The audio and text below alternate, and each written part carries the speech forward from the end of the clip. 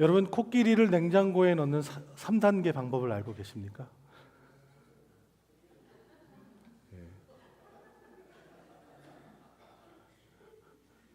아시는 분들은 웃으시고, 코끼리를 냉장고에 넣는 3단계 방법은 이렇습니다. 첫 번째로는 냉장고 문을 열고요. 두 번째로는 코끼리를 넣고요. 세 번째는 문을 닫습니다. 그것이 코끼리를 냉장고에 넣는 3단계 방법이라고 얘기합니다. 누가 시작했는지 모르는 이 농담은 우리에게 복잡하고 어려운 문제도 사실 쉽게 생각할 수 있다는 것을 보여줍니다.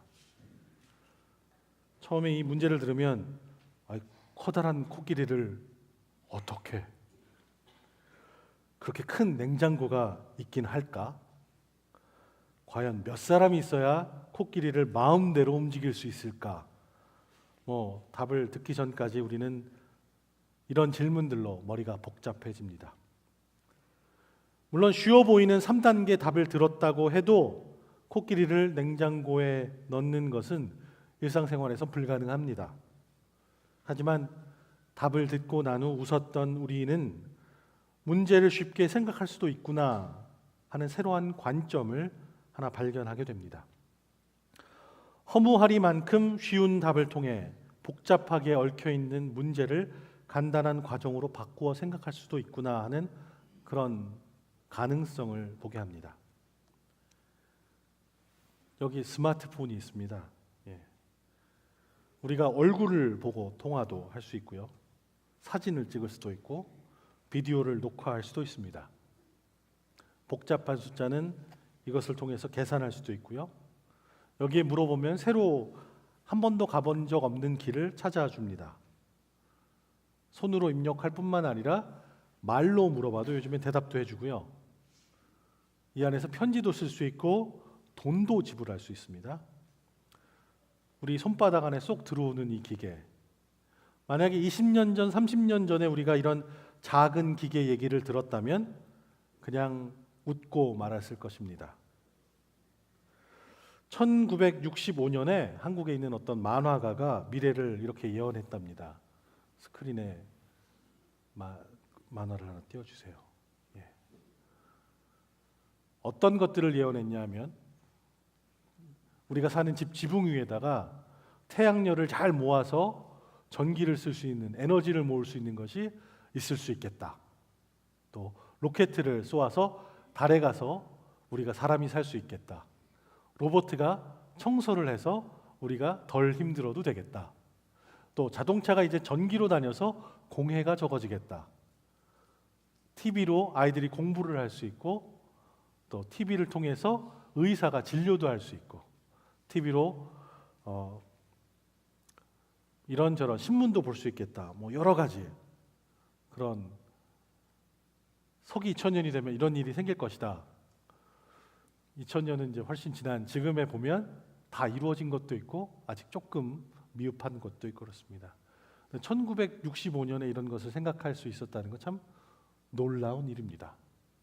그때 이걸 보면 저런 일이 생기면 기적이지 아마 그랬을 것입니다. 기적이라는 단어와 기적의 경험은 결코 성경의 배경이 되는 시대인 1세기에 멈춰 있지 않습니다. 기적이라는 단어와 기적의 경험은 현대 사회와 일상생활에서도 아주 매우 중요한 부분입니다. 기적의 경험은 일상생활의 상당 부분을 차지합니다. 집에 가셔서 냉장고 문을 열어보면 우리가 잘 먹는 마요네즈도 있지만 다른 브랜드는 아주 잘 펴바를 수 있다. 그래서 기적의 마요네즈, 미라클 휩이라는 마요네즈도 있습니다. 또 정원에 이 흙만 사용하면 채소도 꽃도 나무도 기적적으로 자라게 합니다. 라고 하는 미라클 그로우라는 흙도 팝니다. 이것 말고도 기적의 이것, 기적의 저것, 우리의 눈과 귀를 솔깃하게 하는 기적이라는 단어는 우리 생활에 넘쳐납니다. 로켓은 공중을 날아다니고 처음으로 사람이 달에 발자국을 남기고는 모두가 기적이라고 불렀습니다. 페니실린이 발견되어 모두가 기적의 약이라고 부르던 것은 오래전 일이 아닙니다. 예전에는 걸리면 치사율이 높고 때로는 장애를 남기는 전염병들이 많았는데 모두가 기적이라고 이야기할 정도로 백신들이 나왔습니다.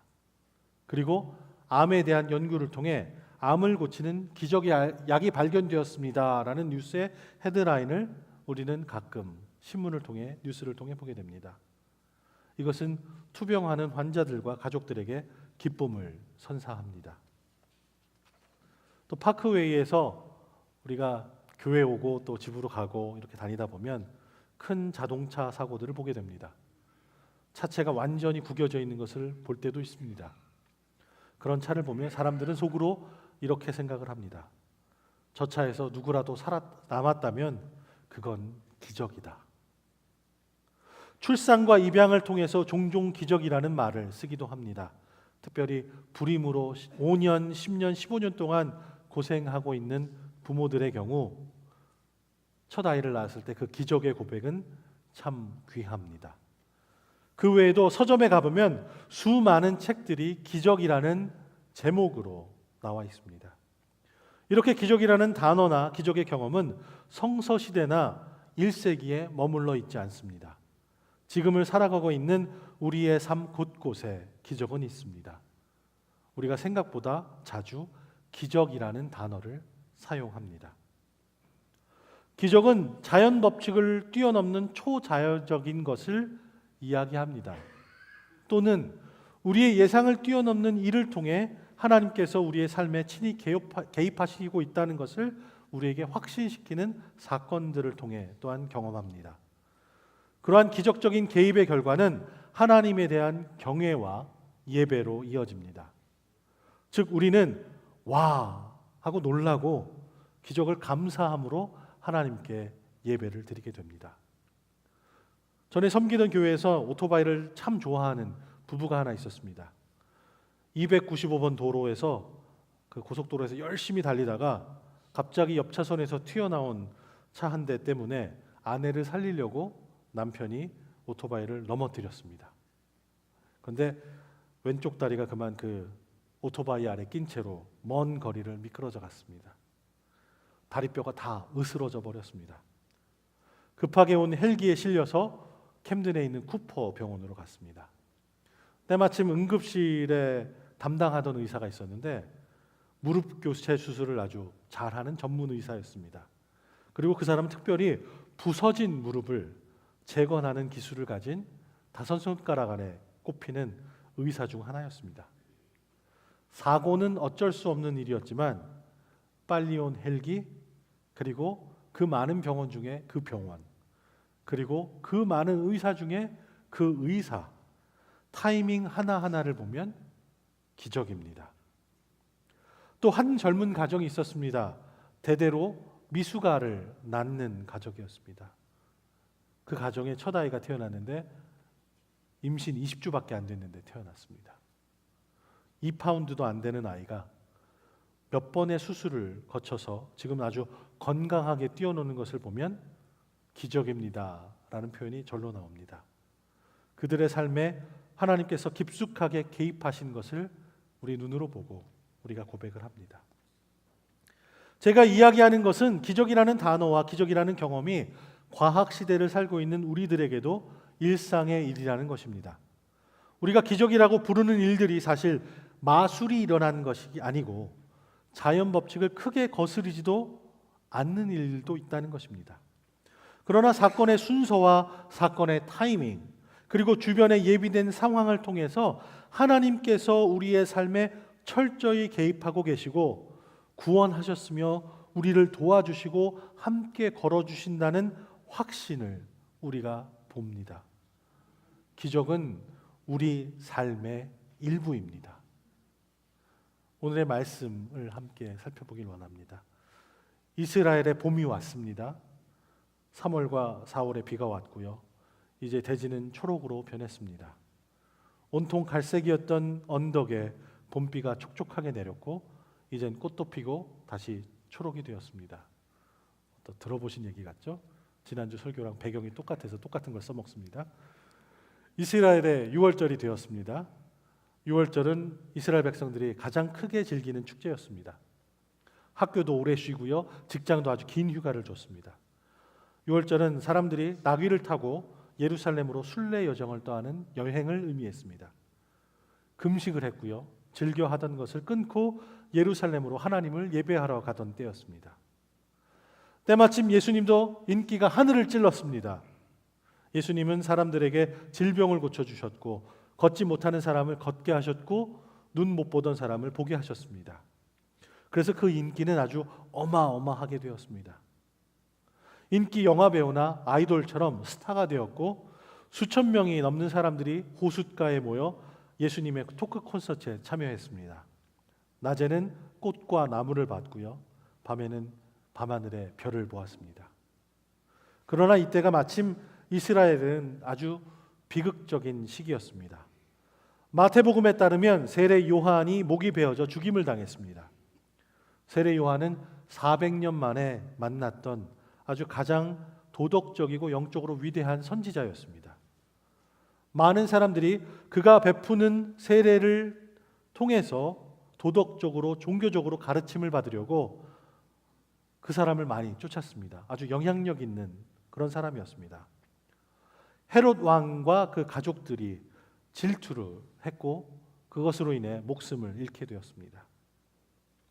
요한의 세례를 받았던 예수님을 비롯한 많은 사람들이 슬픔으로 인해 마음이 무거웠습니다. 그래서 이스라엘에게는 애도의 시간이었습니다. 많은 사람들이 슬퍼했고 예수님도 혼자서 기도하기를 원하셨습니다. 이런 기록이 있는 마태복음은 예수님께서 여러 가지 기적들을 행하신 것을 기록합니다. 예수님께서 갈릴리 호수에서 폭풍우를 잠잠케 하신 일을 통해서 자연에 대한 그분의 권능을 보여주십니다. 백부장 야이로의 딸을 죽음에서 살리신 것을 통해서 생명과 죽음을 주관하시는 그분의 능력을 또한 보여주십니다. 예수님께서는 병자를 고치셨으며 질병에 대한 그분의 힘을 또한 마태복음이 증거합니다.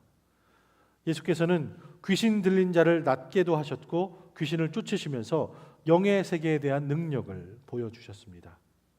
그리고 지난주 함께 살펴본 이야기를 통해 5덩어리의 빵과 2마리의 물고기로 5천 명이 넘는 남자, 그리고 수를 알 수 없는 수많은 여인들과 어린아이들을 먹이신 일을 우리가 함께 살펴보았습니다. 다른 말로 하면 오늘 우리가 읽은 물 위를 걷는 기적은 마태복음의 다른 모든 기적 이야기들에 이어져 나오는 기적 시리즈의 일부분입니다. 5천 명이 넘는 사람들이 빵과 물고기의 기적을 체험한 후 예수님께서는 곧 제자들을 태워 먼저 떠나게 하시고 그 많은 무리들을 홀로 집으로 돌려보내셨습니다. 무리를 보내신 후에 예수님께서는 혼자 기도하러 산으로 올라가셨습니다. 날이 저물기까지 거기 혼자 계셨습니다. 제자들이 탄 배는 이미 육지에서 꽤 멀리 떨어져 있었는데 거친 바람으로 파도에 시달리고 있었습니다. 한밤중에 제자들이 폭풍우의 한가운데서 노를 젓고 있었습니다. 파도가 아주 엄청났습니다. 약 새벽 3시 정도 되는 그 시간에 그들은 폭풍우 때문에 겁에 질려 있었습니다. 그때 예수님께서 물 위를 걸어 그들에게 다가가셨습니다. 제자들은 예수께서 물 위로 걸어오시는 것을 보고 깜짝 놀랐습니다. 저분은 분명히 예수님이야. 우리가 예상한 대로 물 위로 걸어오시는구나. 저분은 참 하나님이야. 이랬으면 얼마나 좋겠습니까? 그죠? 그들은 두려워하며 유령이다. 오늘 성경은 그렇게 얘기합니다. 우리 인생의 중요한 순간마다 그곳에 참 하나님 되시는 주님께서 우리의 삶의 모든 일을 보고 계신다고 우리는 알고 믿고 생각합니다.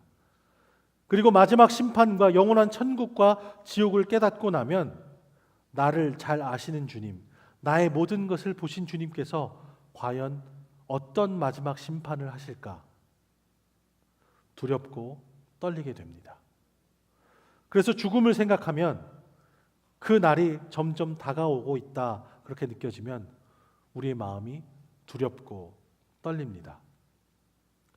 죽음을 앞에 두면 안 나오는 회개가 나오고 미안하고 상처 준 일들이 머릿속에 떠오릅니다.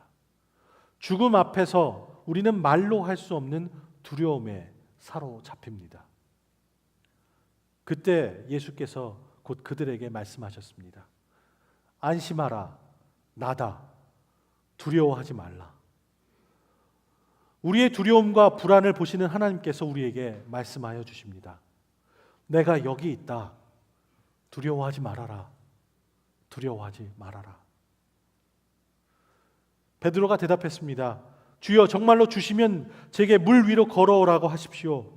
그러자 예수님께서 오너라 하고 말씀하십니다.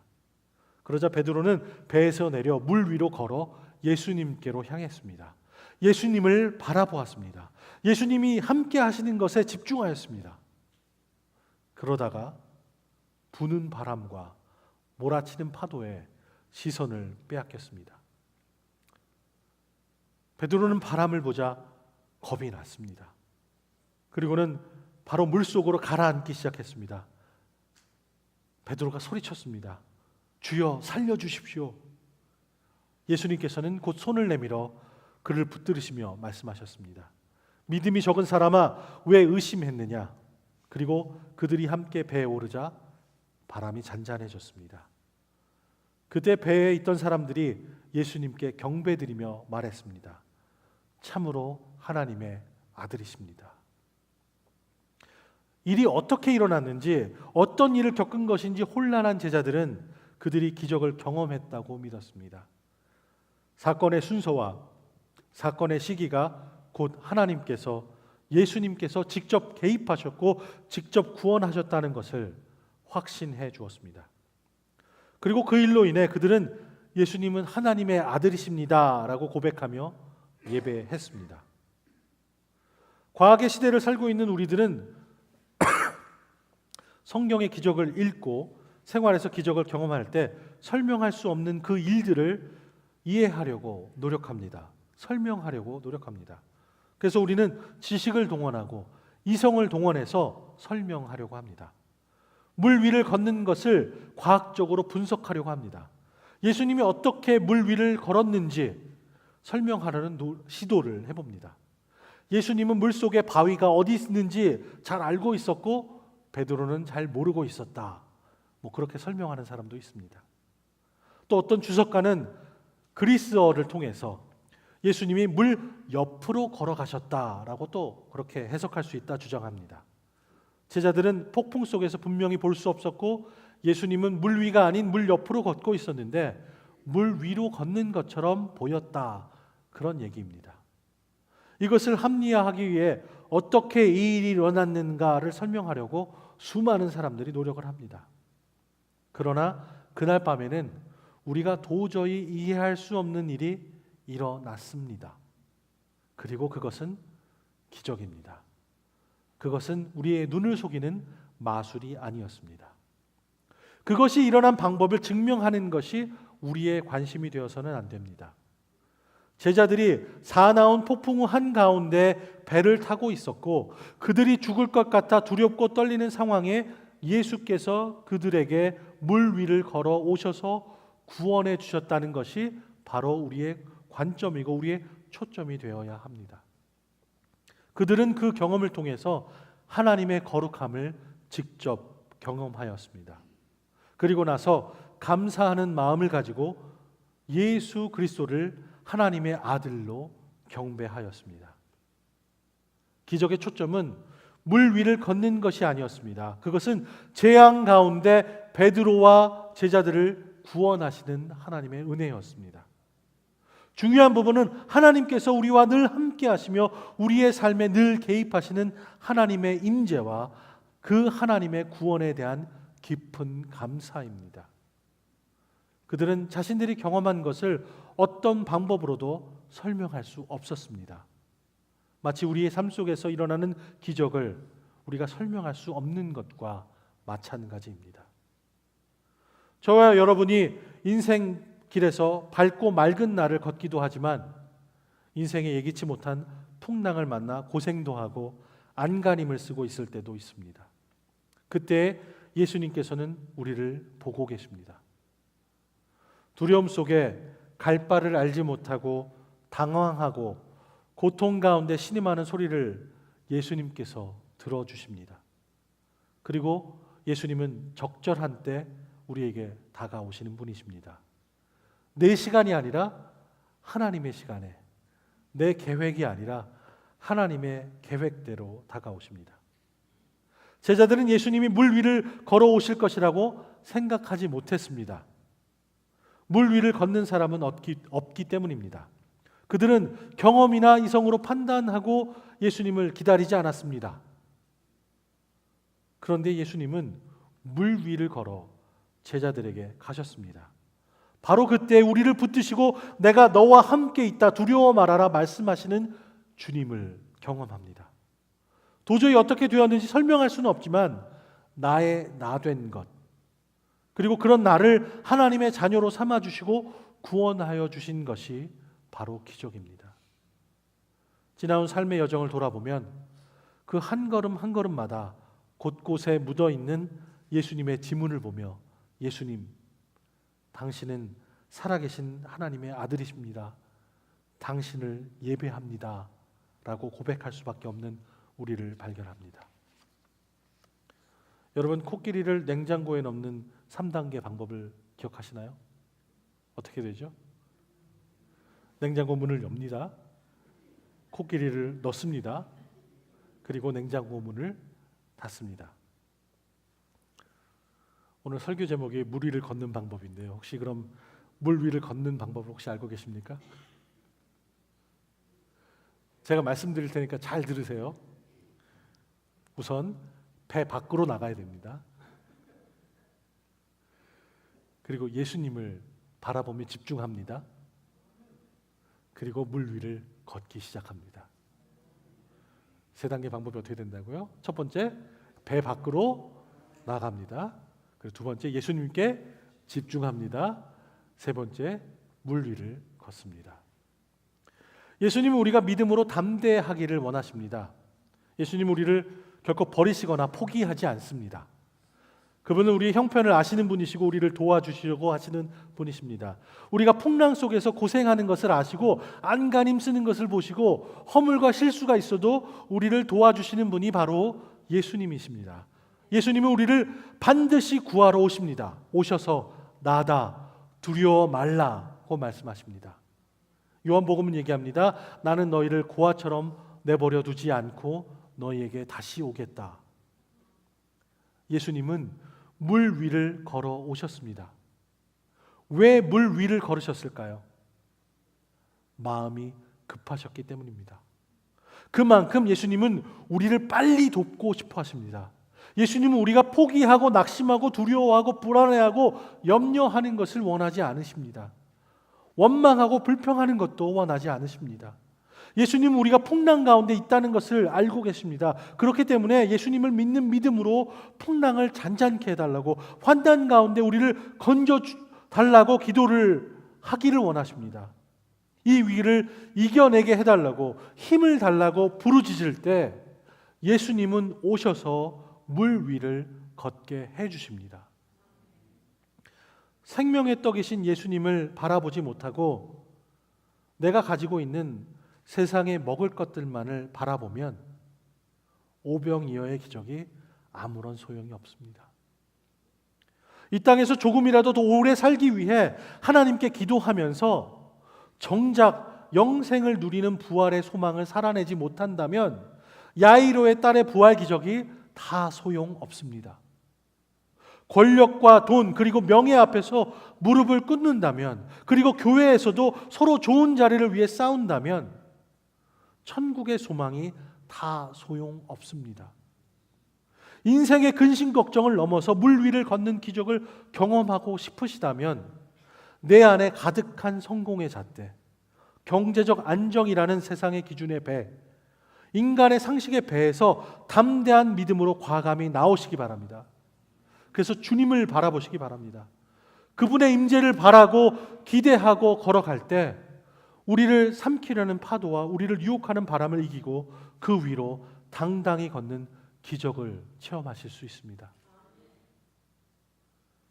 배 밖으로 나오셔서 예수님을 바라보시고 물 위를 걸으십시오. 그러면 물 위를 걷는 기적을 체험하실 것입니다. 기도하시겠습니다.